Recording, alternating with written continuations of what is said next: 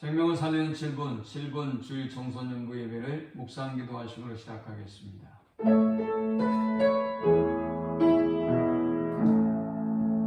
죄인들을 사랑하셔서 하나님의 외아들을 우리를 위하여 내어주시고 하나님의 은혜와 긍휼로 자녀 삼아주심을 감사합니다. 그 벅찬 은혜의 감격으로 마음과 뜻과 힘을 다해서 예배하게 하시고 또 그 하나님의 은혜와 긍휼을 삶 속에 실천함으로 더 큰 은혜를 입는 주의 자녀들 되게 하여 주옵소서. 예수님의 이름으로 기도합니다. 아멘. 찬송 308장 드리겠습니다. 내 평생 살아온 길 돌아보니 어느 나라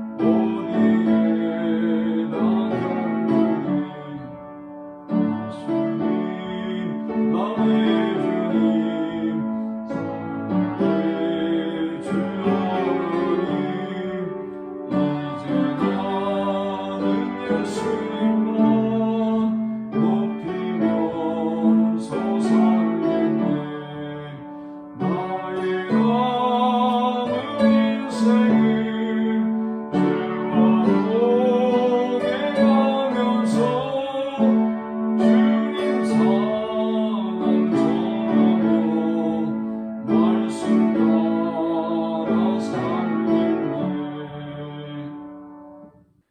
오늘 이 시간에 주시는 살아계신 하나님의 말씀은 신약성경 마태복음 18장 21절에서 35절의 말씀입니다.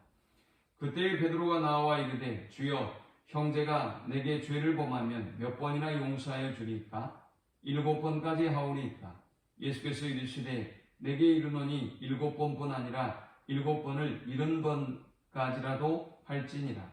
그러므로 천국은 그 종들과 결산하려 하던 어떤 임금과 같으니 결산할 때에 10,000달란트 빚진 자 하나를 데려오니 갚을 것이 없는지라.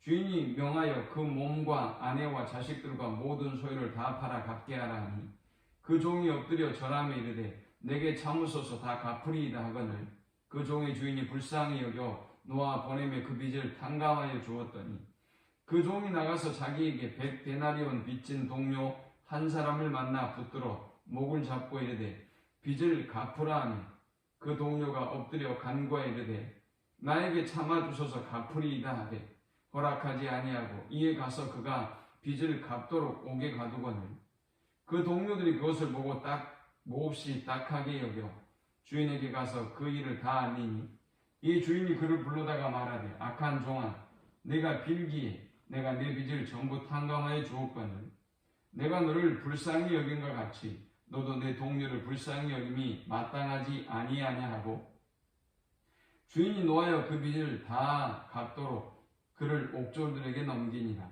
너희가 각각 마음으로부터 형제를 용서하지 아니하면 나의 하늘 아버지께서도 너희에게 이와 같이 하시리라. 아멘. 산상수훈에서 주님은 긍휼히 여기는 자가 긍휼히 여김을 받을 것이라고 말씀하셨고 오늘 본문 35절에도 너희가 각각 마음으로부터 형제를 용서하지 아니하면 나의 하늘 아버지께서도 너희에게 이와 같이 하시리라 라고 말씀하셨습니다. 자, 그렇다면 우리의 구원의 문제는 어떻게 이해해야 하는 것일까요?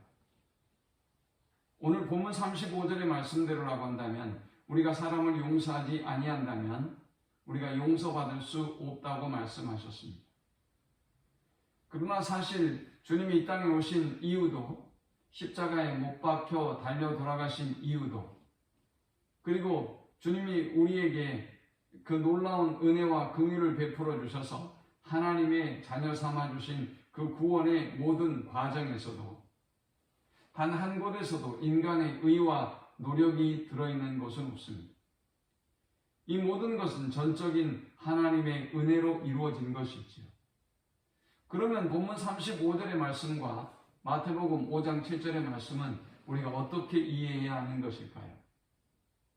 하나님의 은혜로 긍휼함을 얻은 우리가 긍휼함을 얻은 대로 다른 사람을 용서하고 용납하면 하나님의 그 은혜와 사랑을 우리의 삶 속에 더 깊이 경험하게 된다는 것입니다. 하나님이 나를 얼마나 긍휼히 여기셨는지, 하나님이 나를 긍휼히 여기셨을 때 하나님의 마음은 어떠했는지 우리가 다른 사람을 긍휼히 여기는 과정을 통해서 깨닫게 되는 것입니다. 베드로는 주님에게 형제가 죄를 범하였을 때 7번 용서해주면 되느냐고 물었습니다. 그러나 주님은 7번씩 70번이라도 용서하라고 말씀하셨습니다. 이것은 사실상 무한대의 용서를 의미하는 것입니다. 사실 하나님 우리에게 무한대의 용서를 보여주셨습니다. 무한대의 긍휼을 베풀어 주신 것입니다. 그러므로 무한대의 은혜와 사랑을 입은 우리가 다른 지체와 형제를 무한대로 사랑하는 것은 마땅한 일이 아닐 수 없습니다. 오늘 본문에는 1만 달란트 빚진 종의 이야기가 소개되고 있습니다. 임금이 결산할 때가 되어 1만 달란트 빚진 자에게 그 빚을 갚을 것을 요구합니다. 그는 자신의 힘으로 갚을 수 없다고 불쌍히 여겨달라고 임금에게 간절히 호소했고 임금은 그 빚을 탕감해 주었습니다.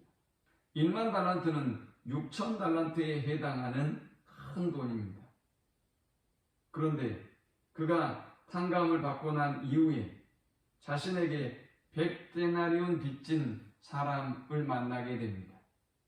그는 이 100데나리온의 빚을 진 사람에게 빚을 독촉하고 그리고 그를 감옥에 가두어 버렸습니다.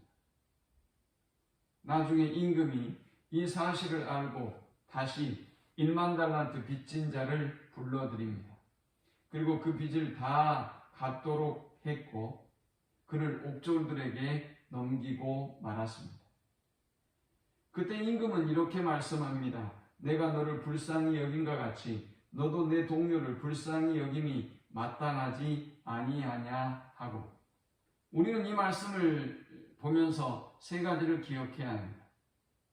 인간은 1만 달란트 빚진 자처럼 죄인이며 그리고 이 죄를 자신의 힘으로는 청산할 수 없는, 자신의 힘으로는 결코 갚을 수 없는 존재라는 사실입니다.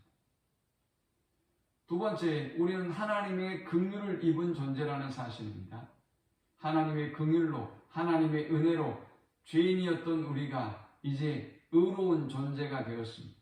1만 달란트를 그의 은혜로 탕감을 받은 이 종처럼 우리는 모든 죄로부터 탕감을 받고 죄로부터 자유하게 된 존재가 된 것입니다. 이제 세 번째 우리의 자리는 긍휼을 입은 대로 긍휼을 베푸는 자가 되어야 한다는 것입니다.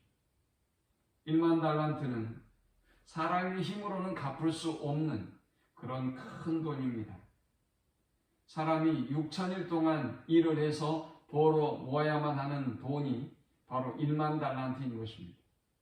그 돈을 탕감해 주셨기 때문에 우리의 죄는 우리의 노력으로, 우리의 힘으로는 갚을 수 없는 존재인데 하나님께서 그의 외아들 그리스도로 말미암아 우리의 모든 죄값을 청산해 주셨기 때문에 이제 우리는 갚을 길 없는 은혜의 빚을 진 사람들인 것입니다.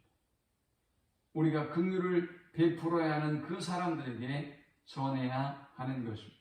이 말씀을 기억하면서 긍휼을 입은 자로 긍휼을 베푸는 우리 모두가 될 수 있기를 축원합니다. 하나님 감사합니다. 귀한 말씀을 통해서 은혜 받고 깨닫습니다. 긍휼을 입은 자로 긍휼을 베풀게 하셔서 더 큰 은혜와 긍휼을 풍성하게 누리는 저들이 되게 주옵소서. 예수님의 이름으로 기도합니다. 아멘. 지금은 우리 주 예수 그리스도의 크신 은혜와 성부 하나님의 그 크신 사랑과 성령의 인도 보교통 충만케 하심, 긍휼을 입은 자로 긍휼을 베푸는 삶을 살아서 더 큰 하나님의 긍휼을 체험하며 살기를 소망하는 모든 주의 백성들의 머리 위에 이제로부터 영원토록 함께 있을지어다. 아멘.